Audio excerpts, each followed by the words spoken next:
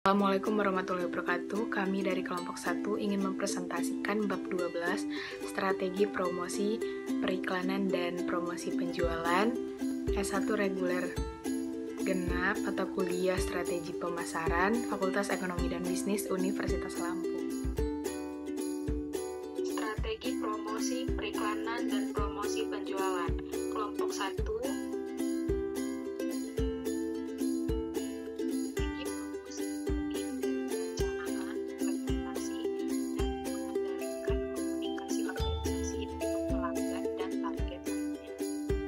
Strategi promosi merupakan langkah di bidang pemasaran berupa interaksi atau komunikasi yang dijalankan perusahaan dengan konsumen atau pelanggan.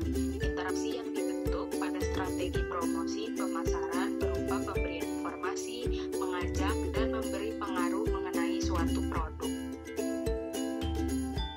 Komponen strategi promosi.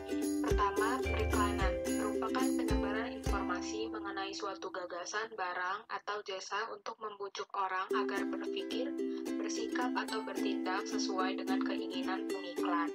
Yang kedua, personal selling atau penjualan pribadi adalah komunikasi verbal antara penjual atau tim penjual dan satu atau lebih calon pembeli dengan tujuan melakukan atau mempengaruhi penjualan. Yang ketiga, promosi penjualan. Promosi penjualan terdiri dari berbagai kegiatan promosi termasuk pameran dagang, kontes, sampel, tampilan titik pembelian, penempatan produk dalam film dan media lain, insentif, perdagangan, dan kupon. Yang keempat, pemasaran langsung. Pemasaran langsung mencakup berbagai saluran komunikasi yang kemungkinan perusahaan untuk melakukan kontak langsung dengan pembeli perorangan. Contohnya adalah katalog, surat langsung, pemasaran jarak jauh, dan penjualan televisi. Yang kelima, pemasaran interaktif atau internet. Media interaktif memungkinkan pembeli dan penjual untuk berkomunikasi satu sama lain. Internet melakukan peran yang penting dan semakin meningkat dalam strategi promosi. Yang terakhir, hubungan masyarakat. Hubungan masyarakat untuk suatu perusahaan dan produk-produknya terdiri dari komunikasi yang ditempatkan di media komersial tanpa biaya kepada perusahaan yang menerima publikasi. Sebagai contoh, rilis berita tentang produk baru dapat dipublikasikan di majalah perdagangan. Liputan media adalah artikel atau item berita.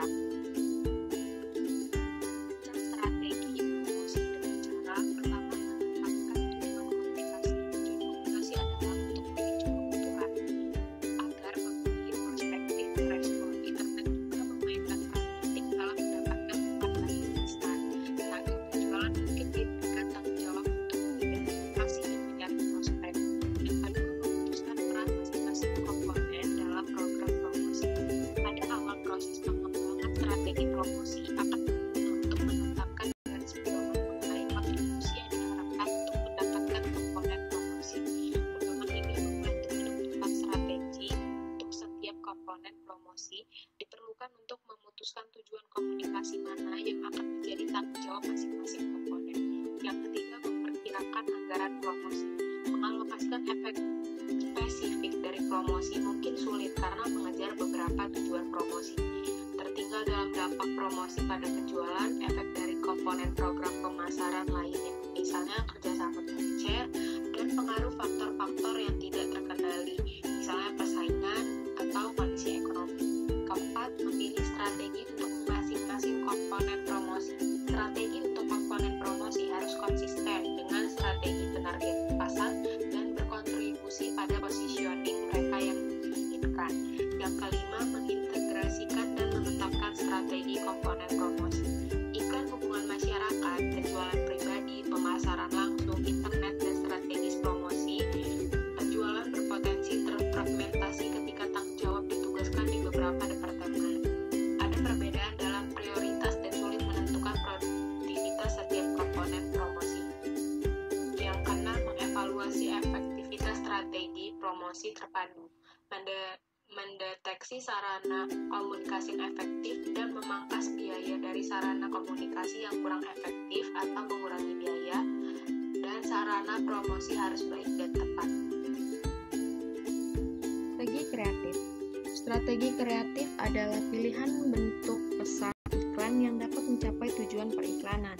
Untuk mencapai tujuan komunikasi, perlu dipilih untuk pesan yang sesuai.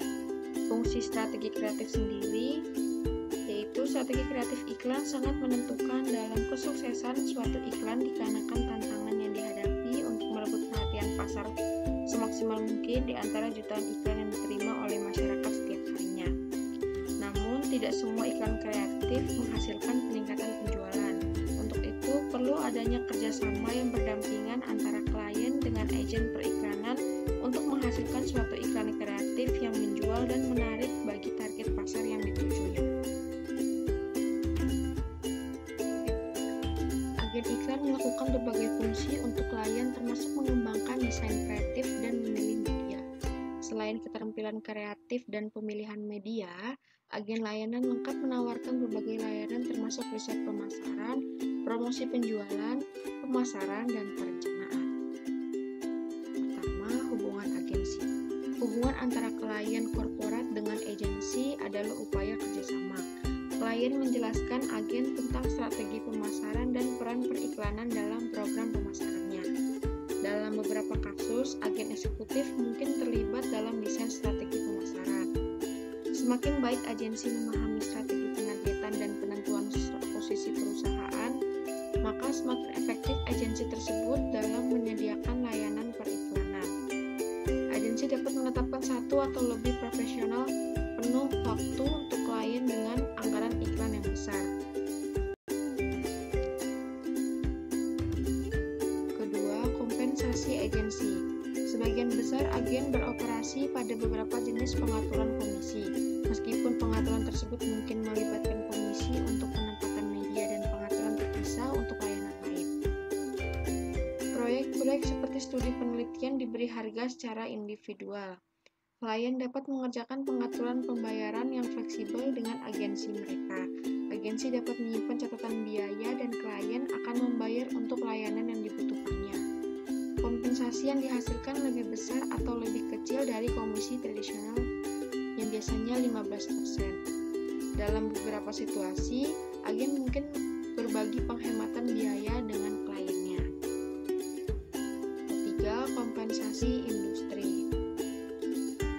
Beberapa agen lokal dan regional telah menciptakan tekanan untuk perubahan di seluruh industri.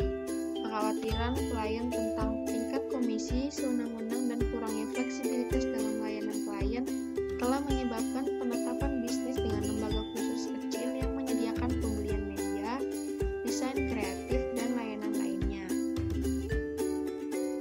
Ada banyak agen lokal dan regional yang melayani klien kecil dan menengah. Agen iklan mengalami perubahan besar yang didorong oleh prioritas media yang berubah dari klien dan munculnya pesaing baru seperti Google. Iklan internet sedang mengalami tren pertumbuhan yang sangat besar. Beberapa kritik menunjukkan bahwa klien dan agensi mereka telah kehilangan kontak dengan konsumen. Turbulensi dan perubahan kemungkinan akan terus berdampak pada agensi tradisional di masa depan. Menetapkan harga periklanan dan mengukur efektivitasnya. Strategi sebelum dan sesudah penggantian diterapkan dapat menetapkan kriteria yang akan digunakan untuk mengukur efektivitas iklan. Pertama, melacak kinerja iklan. Seperti yang sebelumnya dibahas mengenai dampak iklan pada penjualan mungkin sulit diukur karena faktor-faktor lain juga mempengaruhi penjualan dan laba. Yang paling mampu mengukur keefektifan yang dianggap objektif seperti kesadaran atau paparan perubahan sikap. Meskipun periklanan internet mengubah peluang pengukuran kinerja yang membandingkan tujuan dan hasil membantu manajer memutuskan kapan harus memesan atau menghentikan layanan kampanye iklan. Kedua, metode pengukuran efektivitas. Penekanan utama oleh beberapa perusahaan ditempatkan pada metode menjatuhkan yang lebih baik untuk mengukur efektivitas perusahaan periklanan, mencari cara lain untuk memilih antara metode emosi alternatif seperti di supermarket dengan iklan radio. Klasifikasi metode pengujian pengukuran efektivitas ditampilkan dalam aplikasi metrik. Beberapa metode digunakan untuk mengevaluasi hasil analisis data historis, mengidentifikasi hubungan antara pengeluaran iklan dan penjualan menggunakan teknik statistik seperti catatan analisis regresi yang mengukur kesadaran konsumen akan iklan dan kampanye tertentu dengan mengajukan pertanyaan untuk menentukan apakah sampel orang mengingat dan menambahkan studi longitudinal, melacak pengeluaran iklan dan hasil penjualan sebelum, selama, dan setelah masing-masing kampanye iklan. Kegiatan promosi penjualan. Banyak kegiatan dapat menjadi bagian dari program promosi, termasuk ancaman acara kontes periklanan khusus, tampilan tempat pembelian, program pengenalan, kupon, dan sampel gratis. Pertama, promosi konsumen target. Penjualan promosi digunakan dalam pemasaran barang dan jasa pada konsumen dan dilengkapi berbagai kegiatan. Masalah utama manajemen adalah mengevaluasi keefektifan promosi seperti kupon dan kontes. Dengan kata lain, pengeluaran besar yang diperlukan untuk mendukung program ini mengharuskan hasil dan kursus dinilai secara objektif. Kedua, promosi ke target industri, artinya metode promosi penjualan yang digunakan untuk produk konsumen juga berlaku untuk produk industri, meskipun peran dan ruang lingkup metode dapat bervariasi. Ketiga, promosi ke anggota rantai nilai. Promosi penjualan merupakan bagian penting dari upaya pemasaran produsen ke pedagang besar dan pengecer untuk produk-produk seperti makanan, minuman, dan peralatan. Terakhir, promosi ke tenaga penjualan. Insentif dan kegiatan informasi adalah bentuk utama promosi yang digunakan untuk membantu dan memotivasi tenaga penjualan perusahaan.